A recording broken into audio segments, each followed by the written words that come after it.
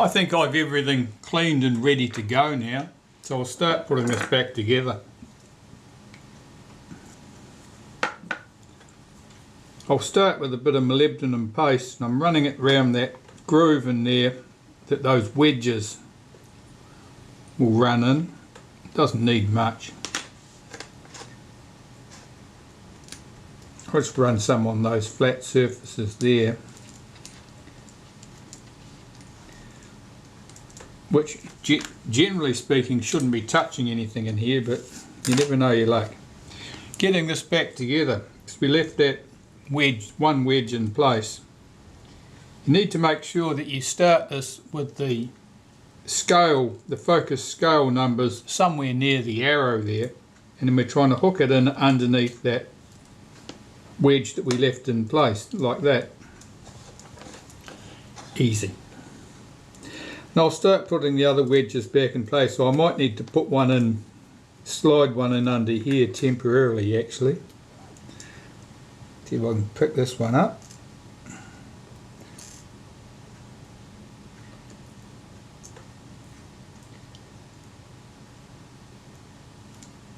I'll slide one in underneath that rail because we need one in there, and I can't put it in afterwards. Yeah, let's push that back out of the way and back where we were. There's our focus scale. There's the triangle, there it is. Oh, is that rotated just to annoy me? Yeah, that's better. So first I'll put the wedge in opposite the fixed wedge, or the one which I chose to leave in place.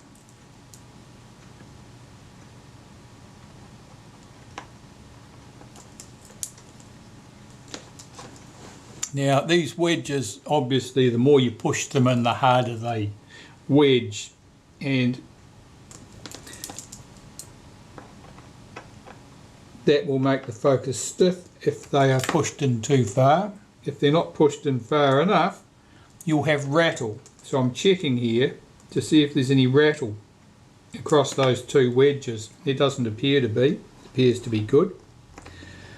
So I'll put the screw in the wedge here that's behind that brass rail.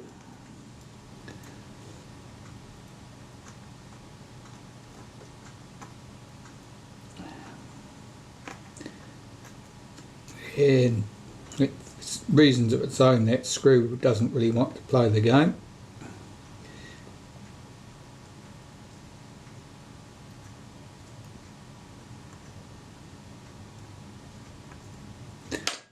Now I think we're good to go.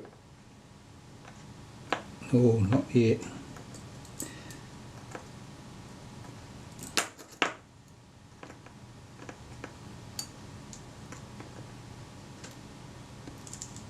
That screw, there's virtually no lead on the end of the screws. They don't, difficult to get them started sometimes.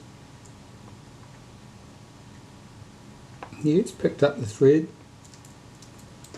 Do that one up and check my focus again to make sure it still moves smoothly, and put the opposite wedge in place on this side.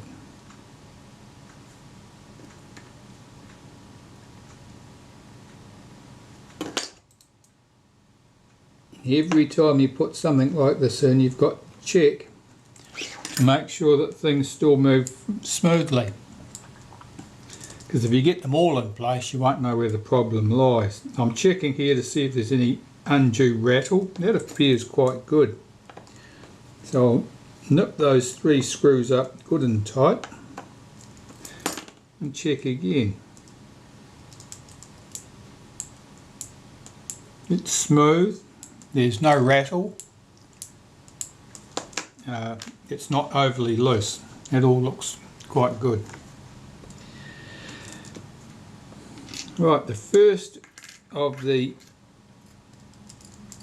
depth of field pointers, this one's got the little hook on the top that connects to the spring, and this one's going to go right in there. This drops over the pinions here. Now those are geared together so they counter-rotate. This drops right down to the bottom, so that it's underneath this top pinion, only on the bottom. Now I've got that spring that has broken off at the end, and I've folded it over so I've got a loop there at the end again. I'll see if I can get that over the post. It's a very fine spring. This doesn't want to go over the post even on a good day. I've got an extra coil probably of spring folded over there at the end, so it was even more reluctant to go for me. And I'll hook that spring into place on the depth of field pointer, like that. Now hopefully this will all go well. This spring's got a little notch in it which couples to a little post here, and the reduced area here goes behind the gear. It's clearance for these gears. So I'll get that seated over its notch. Make sure the spring is pulled out from underneath that ring, so it runs around the outside edge. And I'm just going to run some molybdenum paste down the edge of that, around the inside where the spring rubs on it. That's good so far. Next we want the little cam in place, and that cam runs in this track here. So I'm just running some molybdenum paste in that track and fit the cam in place.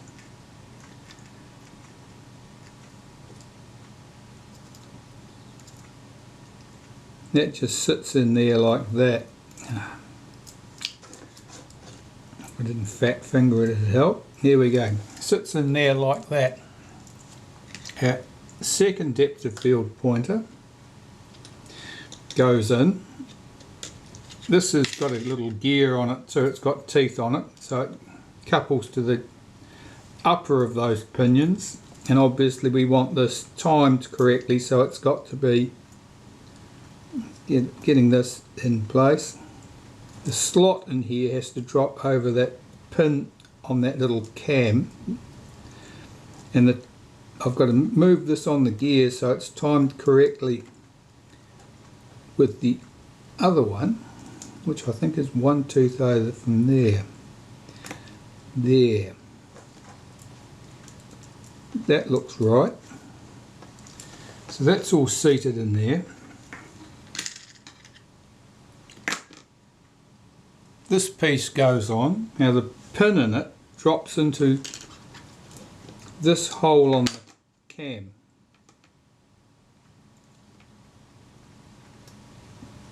Now if that pin is bent,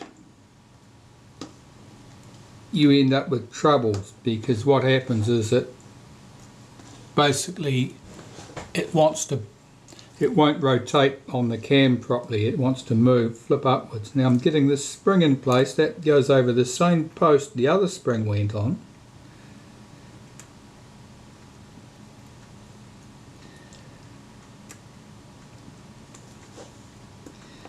Except today it doesn't want to.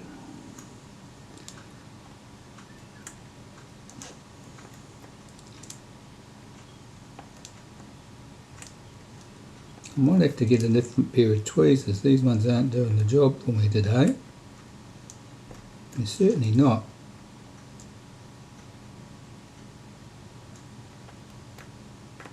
Here we go.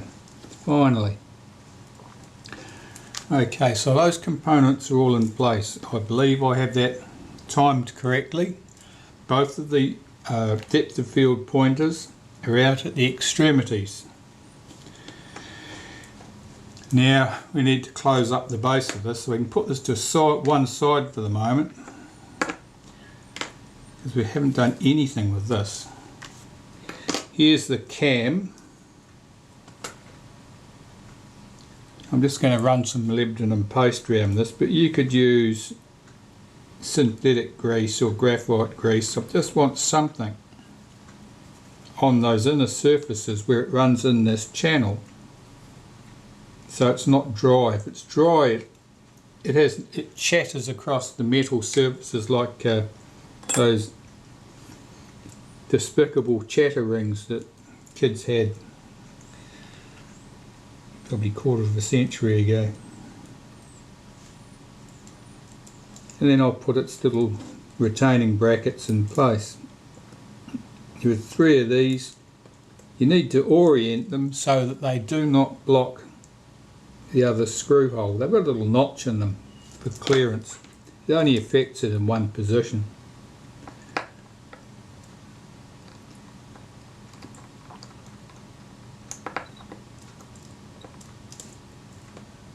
Of course, for the sake of neatness, put them all in facing the same way, even though it makes no difference at all for the other ones.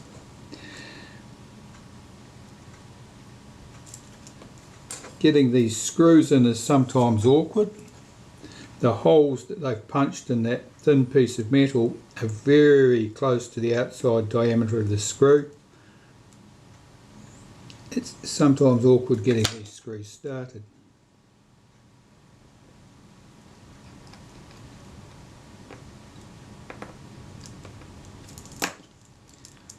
One last one and we're in business.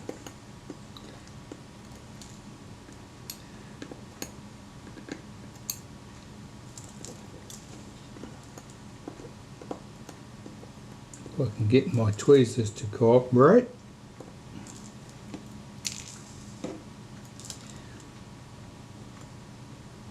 And the unknown in this case is whether the depth of field pointers will move smoothly, given that that spring is now a millimetre or 2 shorter than it used to be. And it may well do, it may well work fine. Okay, so those pieces are all in place. I'll just check that that moves smoothly, and it does. And I can join these sections together. Now I have 3 headless screws here. I think from memory I made those by chucking them in the Dremel and then effectively filing the outside diameter of the heads off until there was nothing there but a slot across it. And I made them because it makes a handy way of keeping everything aligned while I'm getting this together. Because if you try doing this without something to keep everything aligned, it becomes a very frustrating exercise indeed. 3 of them are all that's wanted. You could make 4, but 3 is sufficient. So I have no intention of making a 4th one. Okay, so I've got those positioned. This fork here is what couples to this piece here. So I want that in a known position so I can find it. And normally I just line it up with that screw hole there.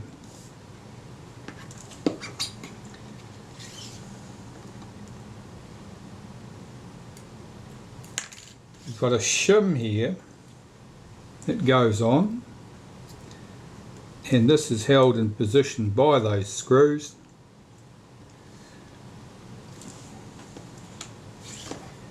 And we have this lever. And this lever goes on which way?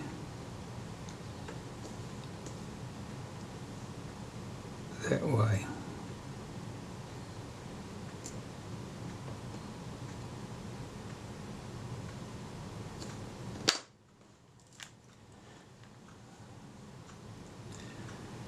That looks right. So, taking the base, I need to line this up, have this in the known position. These screw holes are not equidistant. You can see where which one you're thinking about using. So I've got that tab lined up with that thing there, which is lined up with that hole there. And if I lower this over the top, this is of course where those alignment screws earn their keep. That should drop into place. Look, this is the lever that sets the depth of field pointers. That's moving nice and smoothly. That all appears to be good. So I'll check that those pointers come together neatly and nice and snappy in their action. That's moving smoothly. I can close that up. So we've got 4 screws that go on the back. Of course, we've got 3 mutilated screws filling up the spaces at the moment. So we'll get the empty position filled. Now I'm keeping, good pressure with my fingers while I assemble all of this, so nothing falls out of place until the screws are in place.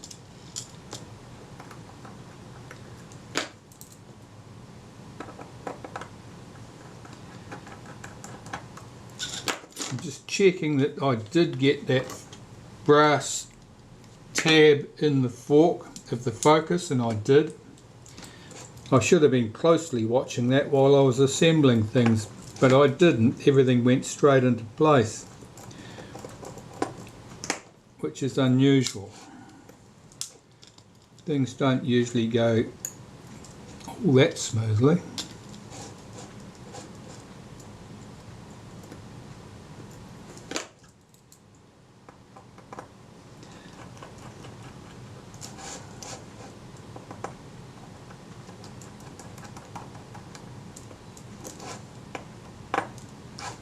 Nip those 4 screws up. That's the lens body. I'm checking that the focus action is smooth. That appears to be good. Checking that the depth of field pointers come in snappily, and the other piece just operates the diaphragm of the lens, and that's nice and smooth in its action too. No problems there. So that brings us back to the lens capsule. Oh, that's just that dag end of spring. I'll just put that to one side so we're not tripping over it.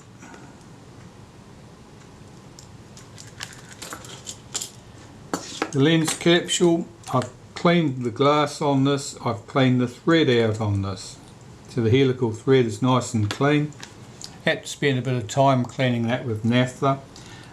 Cleaned off all the inside and the outside as well as I could, and reassembled it, and it still seemed a bit sticky and rough. So I put some more naphtha on the threads and worked it backwards and forwards, and that lifted the remaining grease and dust out, and I could one more round of cleaning with cotton buds, and the threads are nice and clean now. They have quite a distinct dry feel to them. So that's all looking good. The diaphragm here moves smoothly and there's no hint of problems with that. And I've got some helical grease which I'll use here, though you could certainly use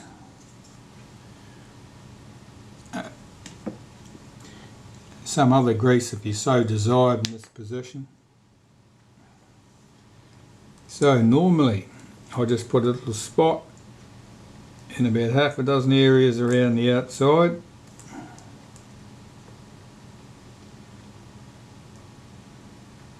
Like that. Take the outer helical,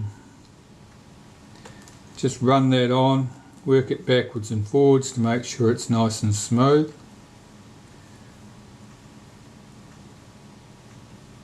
That's all good. So I'll take the outer off at the moment. I want to get this capsule back into here. I've got two things. There's a post here, a rectangular guide post, which couples to this notch in the brass body, and here, that fork there has to couple to this lever here. So getting the two to happen at the same time is one of life's challenges. I'm going to use a bit of molybdenum paste here to make life smooth for me.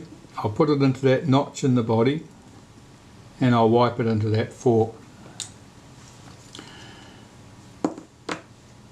Now if I get this positioned right, this tab here controls the position of the lever which will operate that thing, and so if I get that in a good orientation, what I'm trying to do is get that lined up and that notch lined up all at the same time, and it can be done. Sometimes it's easy. Yeah, that went. And sometimes it's difficult, but it can always be done. Now I can put the outer helical in place, spin that down, set the focus here to the infinity position, which means that basically the lens is as far back as it's going to drop in the capsule, and put the 3 washers and screws in place that hold the lens capsule in.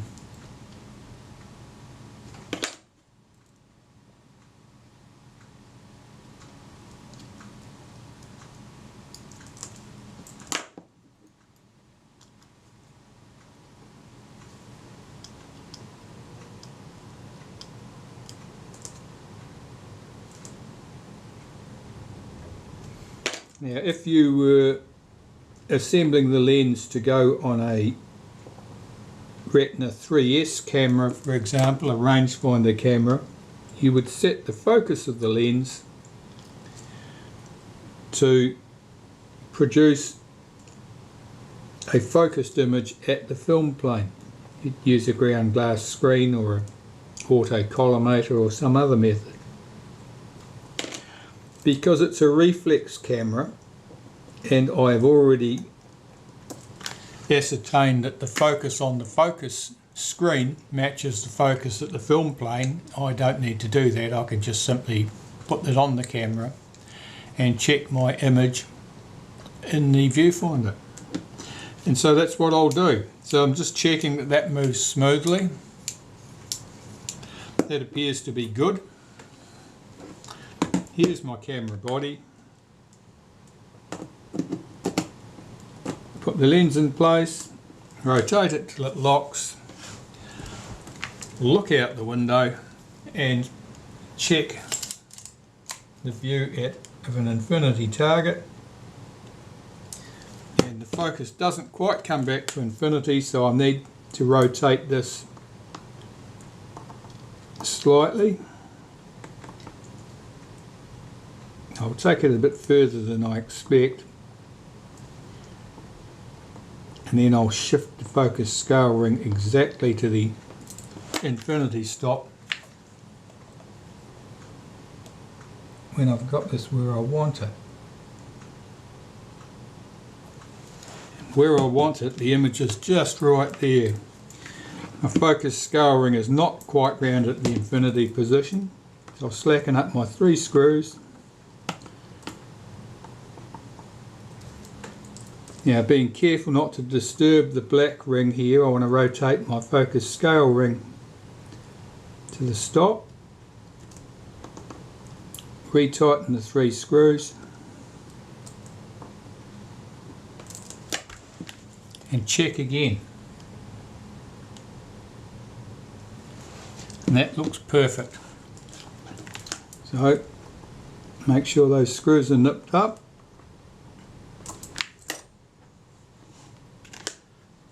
This is our name trim ring. It's also the filter mount, the lens hood mount.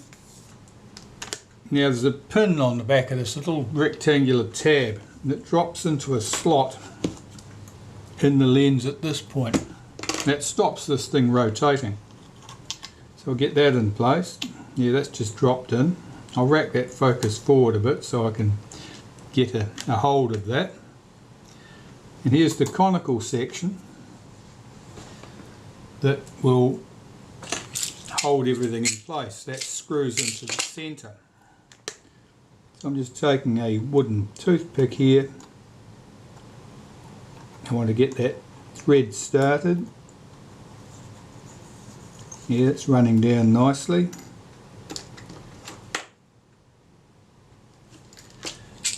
and I'll use a friction tool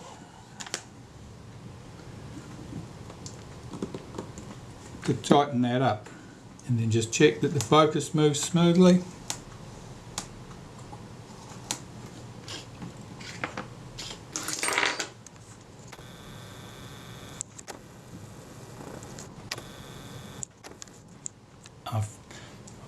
I found out what causes that problem with this video camera. The zoom button has lost its return spring, so it doesn't automatically drop back to center when you take your finger off it, and that's why the zoom action sometimes continues when I'm not expecting it to. So here's our Reflex S camera, all ready to go back, nice and smooth. Lens has been serviced. There wasn't a great deal wrong with that, but it did have that broken spring, which I have to say is quite unusual, and that broken spring was almost certainly the main contributing factor to the diaphragm failing to shut down promptly. So what have we done to the camera? Well, the meter dial window at the top, of course, was broken. It was broken because the housing here had been pushed in, so that had to be straightened up, that put back in place. Is there anything else of great import? Well,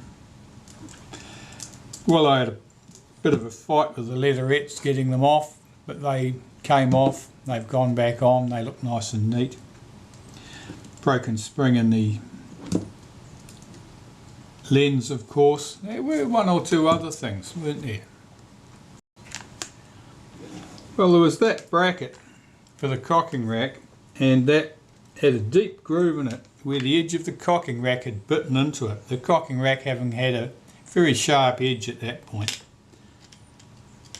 And there was this screw that holds the gear on the top of the film advance shaft, and this screw is damaged. It's been over tightened or cranked down when there was nowhere for things to move, and that's in danger of fracturing. In fact, you know, I'm surprised it's all still in one piece, so that certainly needed to be replaced.